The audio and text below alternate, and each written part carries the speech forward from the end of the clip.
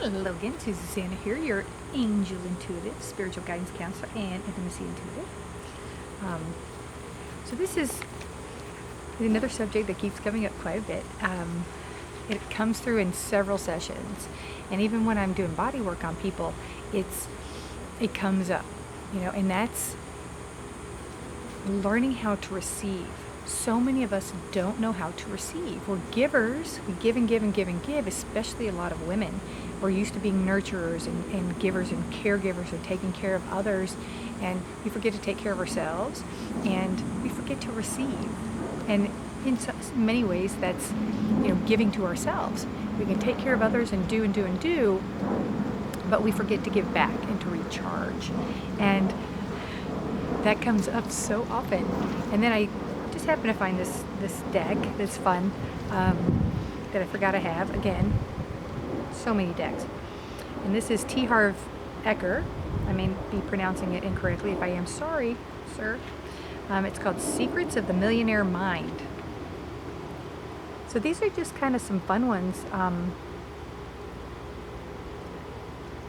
Not necessarily about getting rich, but he does focus on business and promoting, building your business and making the most out of it, and some on making the money. But this is about the way we focus on nothing wrong with making lots of money. It's a great thing, because the more you make, the more you can do, the more you can help. But we always look at the abundance aspect. So abundance is not just money, but that does help a lot. It's a beautiful thing. But I pulled one of the cards and I thought it was fabulous. But it says, practice being a good receiver. And look at all the gifts. See, it's not just money. You see little coins, but you see flowers and jewels, and it's just receiving. And this is a great visual, because you want to visualize that, see things being placed into your hands. That's why when a lot of people meditate, when it's mudras, whatever, you're touching things, but some people will have their hands on their lap like this. You're receiving information. I know when I start to tune in to do my sessions and stuff, that's what I do as well. It's like, and I think of it that way. It's like, fill me up, fill me up. So on the back it says, this one, the book emphasizes on getting rich, making money out of your business and doing well with it. So this one says, rich people are excellent receivers, poor people are not. Look at that again. Poor people don't believe that they're worthy of receiving, and rich people do. And again, I'm reiterating that it's not just about financial riches. This is about spiritual and emotional riches as well. It's like when we receive, we're much more abundant. We feel more alive. We feel fuller. We feel more complete.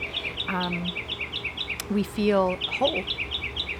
And they say, poor, again, talking about finances, but again, people who choose not to receive, or that are giving all the time, end up oftentimes in poor health, or a poor emotional state.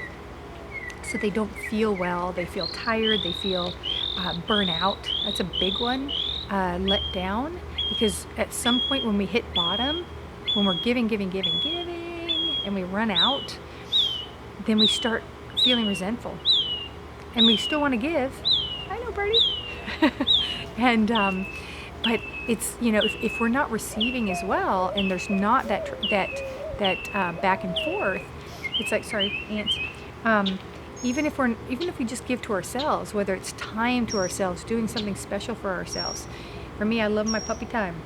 Love it. I mean, because they give so much to me as well. If we don't fill ourselves up, then we start thinking no one cares. Then we start getting down on ourselves that we're not doing enough. Then we try to do more, because we think, we're not doing enough because they're not giving back, and they're not saying thank you, and they're not appreciative, and blah, blah, blah, blah, blah, whatever. So it's learning that, we can't always rely on others. So we have to give to ourselves, and that's not a bad thing. We take care of ourselves first so that we can take care of others.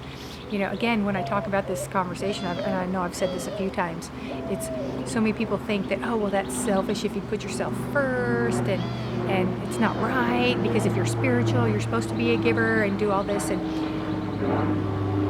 sort of. But again, the whole oxygen mask on the airplane, if we can't help anybody if we're passed out. So we put the oxygen mask on ourselves, and then we take care of everybody else and put theirs on for them. And that's how that nurturing effect works. That's how caring and giving works. But if we're not giving to ourselves, if we're not filling ourselves up, what did the card say again? People don't believe they're worthy. They don't believe they're worthy when they're giving and no one's giving back. So it's learning to receive from ourselves and from others. That's the next step. When we give to ourselves, that's one thing. But when people do offer, how many of you out there are giving, and then when someone says, hey, let me do this for you, let me do this, let me take care of you for a change, and you're just like, no, that's okay, I'll do it. Guilty. It's okay. It's okay to let people help you. It's okay to ask for help. It's okay to let someone do something for you, and you sit back and relax and enjoy it and appreciate that and be grateful. And then that way it builds back. It's an exchange. Going back to the deck, related to the book, it's, a lot of people think that, oh, rich people are evil. Well, no, if it were for rich people wouldn't have jobs to pay their bills and take care of their families and things like that.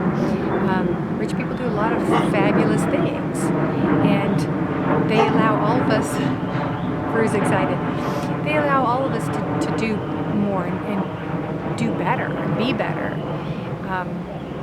Motivate, they give us opportunities. So it's a beautiful thing. So taking care of ourselves and allowing others to do for us, it's a wonderful thing. Life is beautiful. It's an exchange. So just like making money is just an exchange. It's an energy exchange. Getting tongue tangled.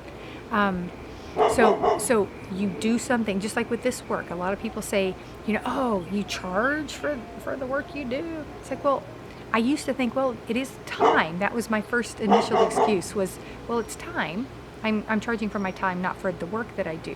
But no, it's okay to, if this is my work, if this is my business as well, it's okay to charge for the services, because it's an exchange. So I'm exchanging my energy and divine energy and angelic energy for a little swipey on the square. And it's not like I'm a millionaire or nothing. But it's about that, and I'd love to give more. I don't, those of you know me, I don't charge that much, and I do give more. Instead of charging less, I give more. So it's a nice exchange, and that's what people do. Every business, it's about what can I do for you. So it's whether it's the Quickie Mart or whatever, where everyone's exchanging energy. So allow someone, if you're doing something for someone else, let them do something for you every now and then. It's a beautiful thing. So this week, I want to challenge you to at least once let someone do something for you. Whether it's rub your feet, make you dinner, take you to dinner, wash your dishes, walk your dog. Although I like walking my own dog, just saying. Let someone do something for you for a change. Maybe a couple days. Get in the habit of that. Trading off. It's a beautiful thing. Sharing is caring. Have a beautiful week.